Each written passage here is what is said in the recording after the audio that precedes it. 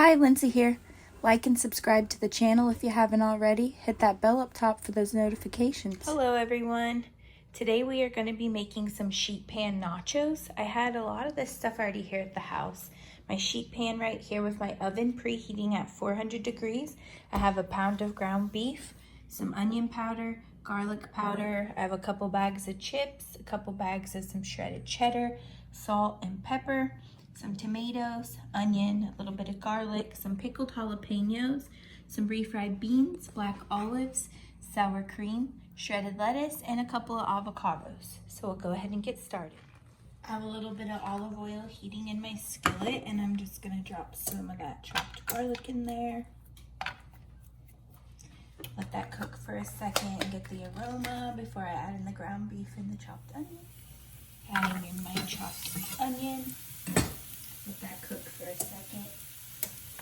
Get a spatula, kind of stir that around. I'm going to take my pound of ground beef and put it into there once I start to smell it a little bit more. Dump that pound of ground beef in there.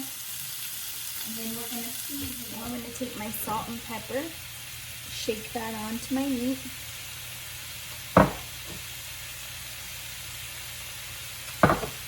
Garlic powder, onion powder, mix that around. Our meat's coming along. The oven's already preheated and ready to go. I'm just going to continue to let this cook and then strain any of the excess grease off before we put that onto the chips. Meanwhile, we are going to get our refried beans ready to go. You want to warm those prior to spreading them on the chips. So I'll show you how I prefer to do my refried beans. Okay, so the next step is to put the refried beans. I'm going to show you guys a little trick that I like to do. My can opener won't fit around this can. Normally I would just puncture it with the can opener. So I'm just going to poke a hole with my knife, and then it'll just slide right out. It's a trick to get the thing out in one piece. Okay, now I'm going to take my milk and I'm going to put some of that in there with it. Mix those refried beans around. These beans are looking like a nice consistency. We'll just let them continue to get hot. Those refried beans look like a nice consistency. Just going to continue to let them get hot so that milk will mix all the way through.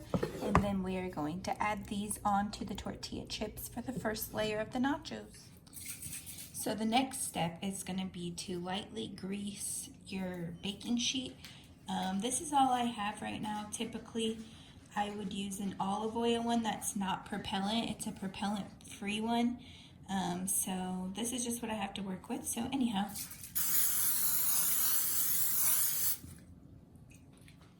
now that you have that sprayed, you're going to take your tortilla chips,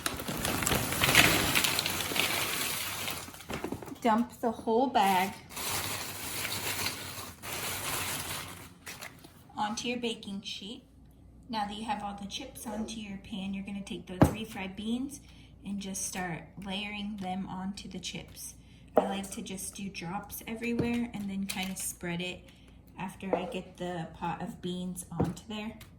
So I'm going to go ahead and do that now, and then I'll show you what it looks like when I spread it. So I'm spreading the refried beans all along to the chips. You want a layer of those refried beans, and then next we are going to take the shredded cheese and we're going to put a layer of the shredded cheese onto there. And then, like, if we're going to add, like for instance, I'm adding olives and jalapeños, only to half though because my kids. I'll go ahead and add that on as well. Here we have the refried beans spread all over the chips into a layer, and now I'm going to add on my Sargento 4-state cheddar shredded cheese. I'm going to take the Sargento shredded cheddar and just start putting a layer of that all along the chips. And you don't have to like dump the whole bag. Just put like a layer so that that has a chance to melt.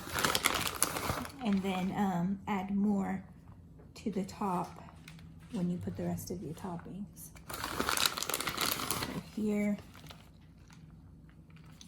adding all of that cheddar. So I've added the first bag of cheese. I'm not going to use the entire bag of the second, but I'm going to go into that second bag and add some additional cheese. I just want to make sure that all of these chips have some cheddar. This looks pretty good. Now I'm going to strain off my olives. I got the California brand olives. I'm going to strain the juice off and add a layer of that. Now that I have all that cheese on, I'm going to take my can of sliced olives. Again, I've already drained them. And I'm going to put a layer of that onto there. My kids love black olives. If you don't like olives, just leave it out.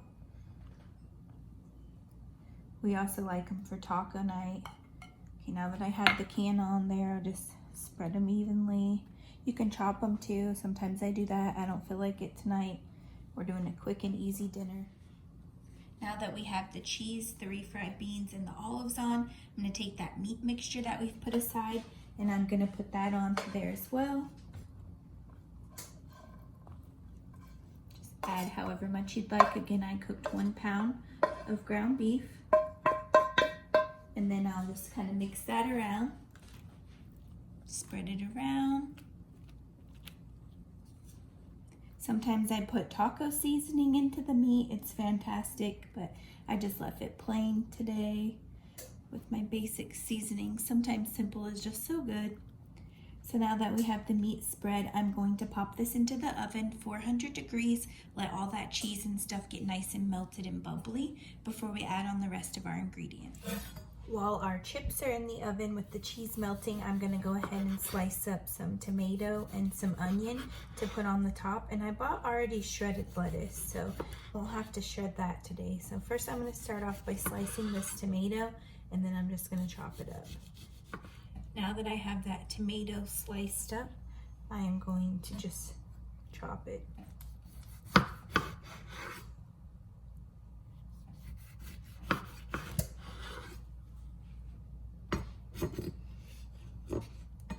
I want small petite pieces of tomato is why I sliced it thin like that.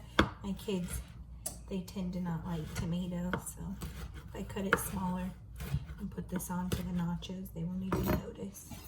I already chopped the tomato. Now I'm just gonna do the same for some onion. It's only me who's gonna be eating the tomato and the onion for the most part. My kids won't, so I'm only gonna do a little bit of it. Did a couple slices of onion. And this doesn't have to be perfect. That's the point of cutting it. Or dicing it, shall I say.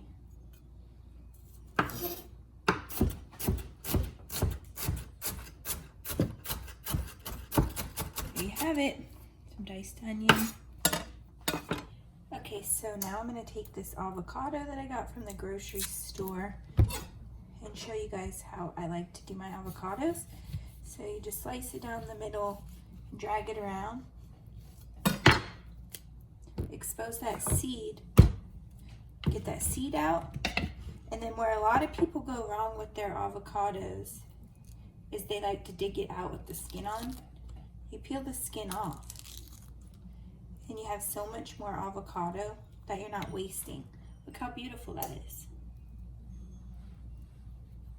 And so just repeat the same with the other side. Remove the excess, the outer layer of skin. Sorry, I cannot talk right now. And look how nice.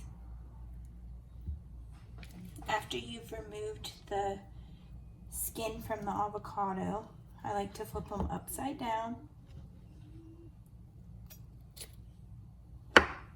and slice it first.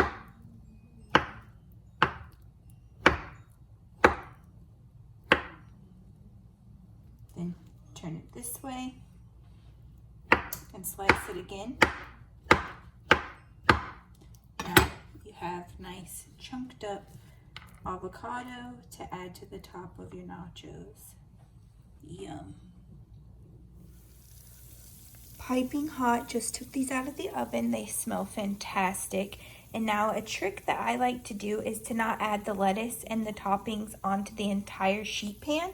What I like to do is take some off and put it on my plate and add it with whatever goodies I want. So I've prepped my toppings and I've kept them aside separately. One of the reasons that I like to do this is so your nachos don't get soggy. So you just put the nachos from off the sheet pan onto a plate and add whatever toppings you'd like. I have avocado, shredded lettuce, tomatoes, pickled jalapeno, diced onion, and sour cream. So for the nachos, I'm just gonna take a spatula and scoop up some off the sheet pan, transfer it to a plate. This will be what you start with. So there's the plate. And then we're going to come over here to our toppings, and I'm just gonna add whatever I'd like on there. So I'm gonna do some diced onion, some shredded lettuce,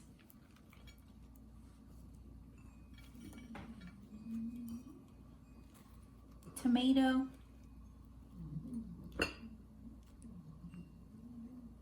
some of those jalapeños, love it, avocado,